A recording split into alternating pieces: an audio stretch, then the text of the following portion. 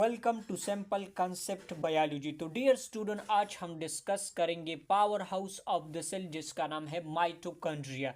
तो dear student, different physiological activity हमारे body में होती है, जैसे एक्सक्रीशन है, रिस्पिरेशन है, डाइजेशन है, मसल कंट्रैक्शन है, इसके अलावा नर्व इम्पल्स की ट्रांसमिशंस जो होती है। तो इन सारी फिजियोलॉजिकल एक्टिविटी को परफॉर्म करने के लिए हमें एनर्जी रिक्वायर्ड होती है। तो ये एनर्जी किस पार्टिकुलर ऑर्गेनेली में बनती है? तो इस पर्टिकुलर ऑर्गेनेली का नाम है दैट इज द माइटोकॉन्ड्रिया। तो माइटोकॉन्ड्रिया क्या है, इनके स्ट्रक्चर में कौन से कंपोनेंट्स होते हैं और इसका फंक्शंस क्या है, इस वीडियो लेक्चर में हम डिटेल के साथ डिस्कस करेंगे। इसके अलावा जितनी भी कम्पिटिटिव एग्जाम में इससे एमसीक्यूज आते हैं वो सारे एमसीक्यूज यहाँ पर भी हम डिस्कस करेंगे। So without wasting the time start करते हैं माइटोकॉन्ड्रिया को।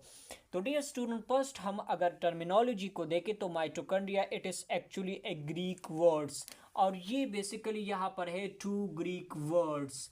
इनमें फर्स्ट वर्ड है दैट इज माइटोस। तो माइटोस का मतलब है थ्रेड लाइक, थ्रेड लाइक, जबकि कॉन्ड्रियन का मतलब है ग्रेन्यूल्स।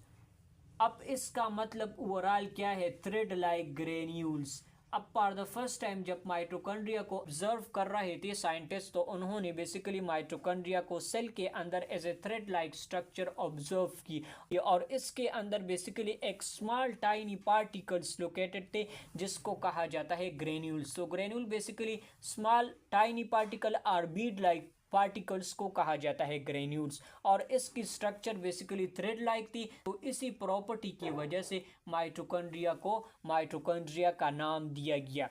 अब ये जो माइटोकॉन्ड्रिया का टर्म है, it was coined by the Carl Benda in 1898 में उन्होंने माइटोकॉन्ड्रिया के लिए ये टर्म प्रपोज किया। अब अगर डिस्कवरी की बात करें तो माइटोकॉन्ड्रिया को for the first time discover किया था बाय द कोलिकर्स। तो कोलिकर ने बेसिकली इंसेक्ट का जो स्केलेटन मसल थी, स्केलेटन मसल्स ऑफ इंसेक्ट को उन्होंने ऑब्जर्व किया, और इसी के अंदर उन्होंने इस माइटोकॉन्ड्रिया को डिस्कवर किया था, और उन्होंने माइटोकॉन्ड्रिया के लिए नेम प्रपोज किया था जिसको कहा जाता है सार्कोसोम।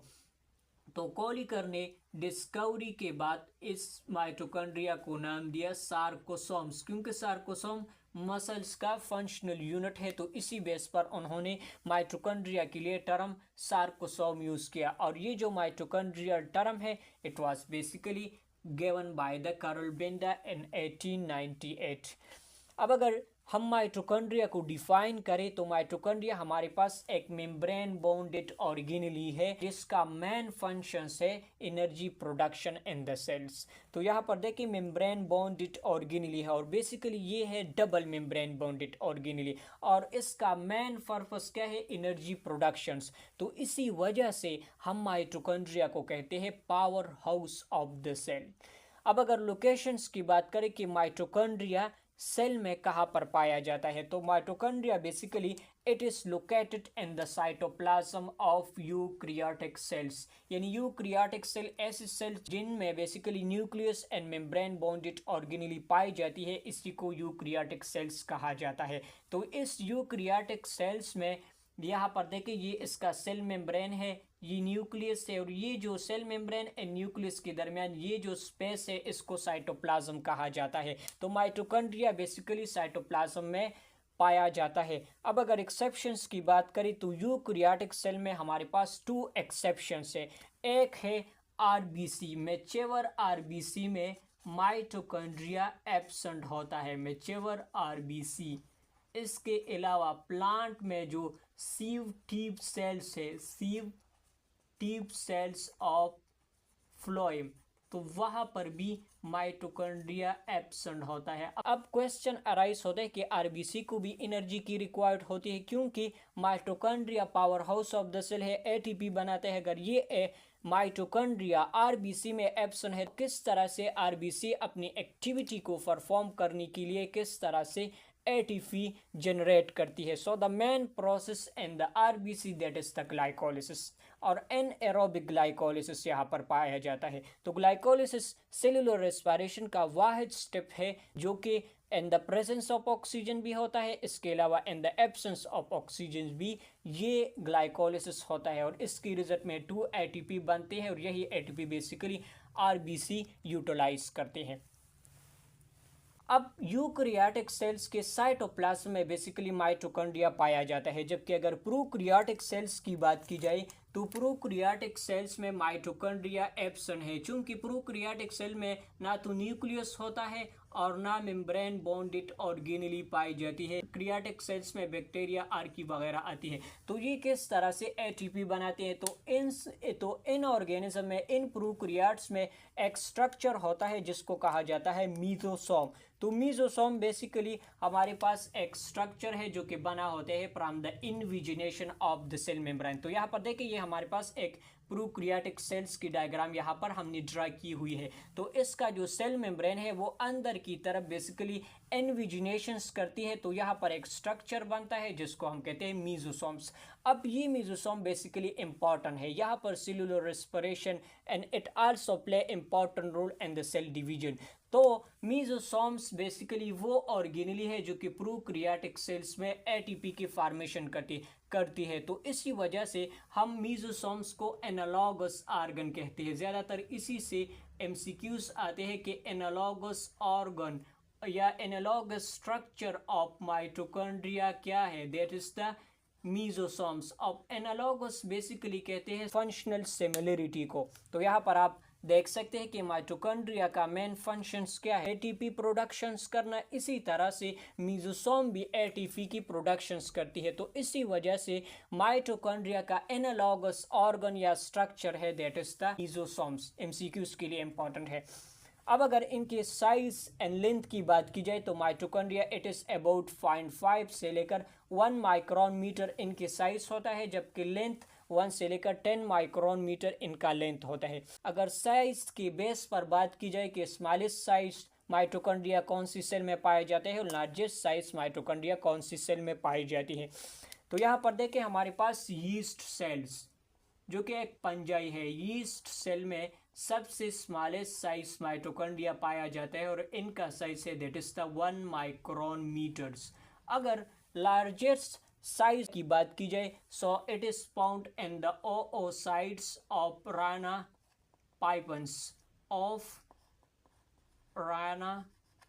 पाइपन्स। इनमें पाए जाते हैं लार्जेस्ट साइज माइटोकॉन्ड्रिया और इनका साइज है that is the 40 micron meter इनका साइज है। अब अगर नंबर की बात की जाए कि एक पार्टिकुलर सेल्स में कितनी माइटोकॉन्ड्रिया पाई जाती है, तो ये बेसिकली डिपेंड करता है cell metabolic activity of cell पर कि एक सेल में अगर मेटाबॉलिक एक्टिविटी ज़्यादा है तो इनमें माइटोकॉन्ड्रिया का नंबर भी ज़्यादा होगा। अगर मेटाबॉलिक एक्टिविटी एक सेल कम परफॉर्म करती है तो इनमें माइटोकॉन्ड्रिया का नंबर भी कम होता है। अब यहाँ पर देखें हमारे पास स्पर्म सेल्स है, तो स्पर्म सेल में नॉर्मली हमारे पास 25 माइटोकॉन्ड्रिया पाई जाती है। अब अगर कुछ हमारे पास ऑर्गेनिजम्स है जिनमें एक ही पार्टिकुलर माइटोकॉन्ड्रिया पाई जाती है, जिनमें है हमारे पास फर्स्ट है एक प्रोटोजोन्स जिसको कहा जाता है ट्राइपेनोसोमा।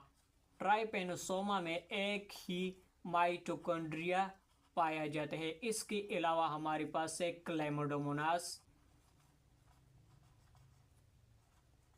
तो इनमें एक ही पार्टिकुलर माइटोकॉन्ड्रिया पाया जाता है। यहाँ पर देखिए किडनी सेल्स में अगर बात की जाए तो 300 से लेकर 400 तक माइटोकॉन्ड्रिया इनकी सेल्स में पाई जाती है, जबकि लिवर सेल्स जिसको हेपेटोसाइट्स भी कहा जाता है तो इनमें माइटोकॉन्ड्रिया नंबर दैट इज 1000 से लेकर 1600 तक इनमें माइटोकॉन्ड्रिया पाई जाती है। यानी माइटोकॉन्ड्रिया नंबर बेसिकली रिलेट है मेटाबॉलिक एक्टिविटी से। तो अब यहाँ पर एक टर्म है दैट इज द कॉन्ड्रियोम। तो कॉन्ड्रियोन हमारे पास एक टर्म है जो कि यूज होता है for the collection of mitochondria जो कि एक पार्टिकुलर सेल्स में पाई जाती है। यहाँ पर देखें हमने बात की कि किडनी सेल्स है या लिवर सेल्स है तो इनमें 300 से 400, जबकि लिवर सेल्स में 1000 से लेकर 1600 तक माइटोकॉन्ड्रिया पाई जाती है। तो इसको हम कलेक्टिवली फिर नाम देते हैं दैट इज द कॉन्ड्रियोम। एक पार्टिकुलर को हम माइटोकॉन्ड्रिया और इसके जो जितनी भी माइटोकॉन्ड्रिया एक पार्टिकुलर सेल्स में पाई जाती है इसको हम कलेक्टिवली कहते हैं दैट इज द कॉन्ड्रियोम। 1 माइटोकॉन्ड्रिया यहाँ पर पाया जाता है। अब डिस्कस करेंगे द स्ट्रक्चर ऑफ माइटोकॉन्ड्रिया। तो यहाँ पर आप देख सकते हैं हमने एक माइटोकॉन्ड्रिया का टिपिकली स्ट्रक्चर यहाँ पर ड्रा किया हुआ है। तो माइटोकॉन्ड्रिया हमारे पास एक डबल मेम्ब्रेन बॉन्डेड ऑर्गेनेली है। माइटोकॉन्ड्रिया क्या है? It is A double membrane bonded organelle है, यानी इनके अंदर इर्द गिर्द हमारे पास टू मेम्ब्रेन पाई जाती है, डबल मेम्ब्रेन बाउंडेड ऑर्गेनेली। अब ज़्यादातर बेसिकली एमसीक्यूज यहाँ से आते हैं कि double membrane bonded organelle in the cell. तो यहाँ पर सेल में 3 मेम्ब्रेन बॉन्डेड ऑर्गेनेली है। इनमें फर्स्ट हमारे पास है that is the nucleus, the second one that is the chloroplast and the third one that is our mitochondria। तो mainly 3 organelle cell में ऐसे है जो कि कहलाती है डबल मेम्ब्रेन बाउंडेड ऑर्गेनेली। तो माइटोकॉन्ड्रिया भी एक डबल मेम्ब्रेन बाउंडेड ऑर्गेनेली है। तो यहाँ पर आप स्ट्रक्चर में भी देख सकते हैं ये माइटोकॉन्ड्रिया का आउटर मेम्ब्रेन जो कि स्मूथ है, this is the outer membrane of mitochondria. इसके अलावा यहाँ पर इनसाइड में एक अनदर मेम्ब्रेन भी होती है जो कि फोल्डेड पाम में पाया जाता है। इस मेम्ब्रेन को कहा जाता है इनर मेम्ब्रेन। इनर मेम्ब्रेन हमारे पास इम्पोर्टेंट है। यहाँ पर आप देख सकते हैं डायग्राम में भी कि इनर मेम्ब्रेन में इनविजिनेशन और फोल्डिंग पाई जाती है। इस इनविजिनेशन और फोल्डिंग को कहा जाता है क्रिस्टी। तो क्रिस्टी बेसिकली क्या है? It is the folding of the inner mitochondrial membrane को कहा जाता है cristae. Folding of inner membrane को कहा जाता है क्रिस्टी। इसके अलावा अदर टर्म्स भी है सिस्टर्नी जो कि क्लोजली रिलेटेड है यहाँ से, वो हम डिस्कस करेंगे Golgi complex and endoplasmic reticulum में। अब इस क्रिस्टी का, इस फोल्डिंग का मेन पर्पस क्या है? बेसिकली इस फोल्डिंग में होती है हमारे पास इलेक्ट्रॉन ट्रांसपोर्ट चेन, और इस इलेक्ट्रॉन ट्रांसपोर्ट चेन में रिएक्शंस होते हैं। तो इन्हीं रिएक्शंस को सरफेस एरिया इंक्रीज करने के लिए इनर मेम्ब्रेन में यही फोल्डिंग, यही क्रिस्टी पाई जाती है। To increase surface area for the reactions, surface area for reaction, इसी वजह से ये इनर मेम्ब्रेन हमारे पास फोल्डेड है या इनविजिनेटेड है। Increase surface area for reactions. अब ये जो आउटर मेम्ब्रेन है एंड ये जो इनर मेम्ब्रेन है, इनके दरमियान हमारे पास एक स्पेस पाई जाती है, इसी को कहा जाता है इंटर मेम्ब्रेन स्पेस। ये जो स्पेस है इसको कहा जाता है inter membrane space, inter membrane space और फ्री माइटोकॉन्ड्रियल स्पेस भी इसे कहा जाता है। अब ये जो हमारे पास आउटर मेम्ब्रेन है, this is completely permeable, her type के सब्सटेंस इससे पास हो जाते हैं। सो this is actually the outer membrane is permeable, her type के सब्सटेंस ये अलाउ करते हैं। So that's why the outer membrane is permeable. अब इसका मेन रीज़न हमारे पास इंटेग्रल प्रोटीन इनमें पाई जाती है जिसको कहा जाता है पुरीन्स। तो ये हमारे पास ये इंटेग्रल प्रोटीन कहलाती है पुरीन्स, और इसी पुरीन्स की वजह से आउटर मेम्ब्रेन कम्प्लीटली परमिएबल है, हर टाइप के सब्सटेंस को ये अलाउ करती है। जब हम इनर माइटोकॉन्ड्रियल मेम्ब्रेन्स की बात करें तो इनर माइटोकॉन्ड्रियल मेम्ब्रेन हमारे पास से सेलेक्टिवली परमिएबल, कुछ सब्सटेंस को अलाउ करती है। So this is actually selectively permeable. तो आउटर मेम्ब्रेन कंप्लीटली परमिएबल है because of the presence of integral protein that is the porin, जबकि इनर मेम्ब्रेन है सेलेक्टिवली परमिएबल। अब ये जो इनर साइड्स है या इनर कंपार्टमेंट है inside the inner membrane of mitochondria, इसको कहा जाता है मैट्रिक्स और इनर कंपार्टमेंट। ये माइटोकॉन्ड्रिया का जो रीजन है इसको कहा जाता है मैट्रिक्स। अब इसी मैट्रिक्स में हमारे पास पाए जाते हैं द डीएनए ऑफ माइटोकॉन्ड्रिया। तो यहाँ पर आप देख सकते हैं ये सर्कुलर डीएनए ऑफ माइटोकॉन्ड्रिया है। तो मैट्रिक्स के अंदर एक मटेरियल है that is the double standard DNA. इसके अलावा यहाँ पर पाए जाते हैं राइबोसोम्स, ये है राइबोसोम्स, एंड डिफरेंट टाइप की एंजाइम भी मैट्रिक्स में पाया जाता है। अब अगर डीएनए की बात की जाए तो यहाँ पर देखिए, यहाँ पर जो डीएनए है it is a circular DNA, circular DNA यहाँ पर पाया जाता है। जबकि सेल के अंदर बेसिकली डीएनए मेनली जो न्यूक्लियस में पाया जाता है वो कहलाता है लीनियर डीएनए। इसके अलावा एमसीक्यूज यहाँ से आते हैं कि extra nuclear DNA is found इन, अब ये जो डीएनए है इसको कहा जाता है एक्स्ट्रा न्यूक्लियर डीएनए, और एक्स्ट्रा न्यूक्लियर डीएनए 2 ऑर्गेनेली में पाई जाती है। एक हमारे पास है माइटोकॉन्ड्रिया, जबकि दूसरा इंपॉर्टेंट ऑर्गेनेली है दैट इज द क्लोरोप्लास्ट, चूंकि प्लांट में पाई जाती है। So extra nuclear DNA is found in mitochondria and chloroplast, ये एमसीक्यूज के लिए इंपॉर्टेंट है। इसके अलावा अगर राइबोसोम्स की बात की जाए तो यहाँ पर जो राइबोसोम्स होते हैं वो बेसिकली 70S राइबोसोम्स है। अगर इनकी स्मॉलर एंड लार्जर यूनिट की बात की जाए तो larger unit it is actually the 50S, जबकि स्मॉलर यूनिट है यहाँ पर 30S। तो ओवरऑल यहाँ पर आता है 70S ribosome. Again 70S ribosome basically पाया जाता है in the prokaryotic cell. Eukaryotic cells में होती है 80S राइबोसोम्स। इसके अलावा डिफरेंट टाइप की एंजाइम्स भी इसी मैट्रिक्स में होते हैं जो कि रिस्पॉन्सिबल होते हैं फॉर द क्रेब्स साइकिल। यहाँ पर 3 मेन इंपॉर्टेंट एमसीक्यूज यहाँ से आते हैं कि क्रेब्स साइकिल कहाँ पर होता है। So Krebs cycle it's occur in the matrix of mitochondria. इसके अलावा यहाँ पर है electron transport chain. Electron transport chain basically inner membrane of mitochondria में पाया जाता है। इसकी जो कॉम्प्लेक्सेस होती है वो इसी क्रिस्टी में जो मैंने बात की कि increase surface area for the reactions, तो इसी इलेक्ट्रॉन ट्रांसपोर्ट चेन की जो कॉम्प्लेक्स होती है वो बेसिकली इसी इनर माइटोकॉन्ड्रियल मेम्ब्रेन में पाई जाती है। इस इंपॉर्टेंट स्टेप हमारे पास है कीमियोस्मोसिस हाइपोथेसिस। तो कीमियोस्मोसिस हाइपोथेसिस एक इम्पॉर्टेंट स्टेप है जो कि एक्सप्लेन करता है कि किस तरह से माइटोकॉन्ड्रिया में एटीपी की प्रोडक्शंस होती है। तो ये कीमियोस्मोसिस हाइपोथेसिस पाया जाता है across the inner membrane of mitochondria. It is occur and across the inner membrane of mitochondria. तो ये एमसीक्यूज के लिए इंपॉर्टेंट है। Krebs cycle it's occur in the matrix of mitochondria, जबकि इलेक्ट्रॉन ट्रांसपोर्ट चेन होता है इनर माइटोकॉन्ड्रियल मेम्ब्रेन में, और chemiosmosis hypothesis across the inner membrane of mitochondria होता है। अब यहाँ पर देखिए ये जो 70S राइबोसोम्स है उसका जो अपना सर्कुलर डीएनए है और उसके अलावा डिफरेंट टाइप की एंजाइम भी माइटोकॉन्ड्रिया में पाई जाती है।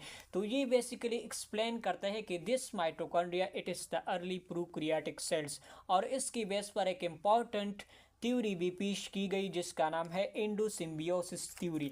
ये एंडोसिम्बियोसिस थ्योरी बेसिकली एक्सप्लेन करता है कि किस तरह से यूकैरियोटिक सेल से यूकैरियोटिक सेल्स की फॉर्मेशन होती है। तो इसको बेसिकली एंडोसिम्बियोसिस थ्योरी कहा जाता है, और इन सिमिलरिटी की बेस करके इनमें डीएनए है 70S राइबोसोम्स है। इन्हीं की वजह से ये एंडोसिम्बियोसिस थ्योरी पेश की गई कि किस तरह से प्रोकैरियोटिक सेल्स से यूकैरियोटिक सेल्स की इवोल्यूशन हुई। यानी ये एक्सप्लेन करते हैं कि ये जो mitochondria basically early aerobic prokaryotic cell था जिसको एनएरोबिक यूकैरियोटिक सेल ने इनगल्फ किया था। So this is the endosymbiosis theory. अब इंटरेस्टिंगली ये जो mitochondria it's come from the mother sides, क्योंकि मदर की जो ओम्स होती है वहाँ से बेसिकली माइटोकॉन्ड्रिया होती है और वहाँ से हमारी बॉडी में आती है। So a lot of thanks to your mothers because it will give us the power house of the cell. अब बात करते हैं the functions of mitochondria. Finally, what is the functions of mitochondria? So important first function that is the production of ATP, क्योंकि mitochondria को हम कहते हैं power house of the cell. तो ये बेसिकली बनाता है ATP, और यही ATP हम डिफरेंट टाइप की फिजियोलॉजिकल एक्टिविटी में यूज़ करते हैं। अब किस तरह से ATP की प्रोडक्शंस होती है वो हम नेक्स्ट वीडियो लेक्चर में डिस्कस करेंगे in the electron transport chain, Krebs cycle and chemiosmosis hypothesis. इसके अलावा इसका सेकंड फंक्शन है that is the storage of calcium ion. यहाँ पर बेसिकली कैल्शियम आयन की स्टोरेज होती है, और यही calcium ion basically muscle contractions वगैरह के लिए इम्पॉर्टेंट होती हैं। इसके अलावा यहाँ पर basically it also play important role in thermogenesis. ये जो हीट प्रोडक्शंस होती है इसी में भी माइटोकॉन्ड्रिया का इम्पॉर्टेंट रोल है। डिफरेंट टाइप की ये जो मेटाबॉलिक एक्टिविटी इनमें होती है, एक तो एटीपी के प्रोडक्शंस होती है, दूसरा इसी एटीपी के साथ हीट भी जनरेट होती है जिसको कहा जाता है थर्मोजेनेसिस। इसके अलावा बात की जाए इसके डिफरेंट टाइप की प्रोसेस साइकिल्स वगैरह जो इनमें होती है, so it is the centre for the cribs cycle जो कि माइटोकॉन्ड्रिया के मैट्रिक्स में पाया जाता है। इसके अलावा beta oxidation of fatty acids और नितिन आर यूरिया साइकिल, यानी ऑक्सीडेशंस या metabolisms of carbohydrate, lipids and protein वगैरह इसी माइटोकॉन्ड्रिया में होती है। So this is overall about the mitochondria. अगर इससे रिलेटेड आपकी कोई भी डाउट है या क्वेश्चंस है तो आप कमेंट सेक्शन में पूछ सकते हैं। मिलते हैं अगले वीडियो लेक्चर में, तब तक के लिए अल्लाह हाफिज़।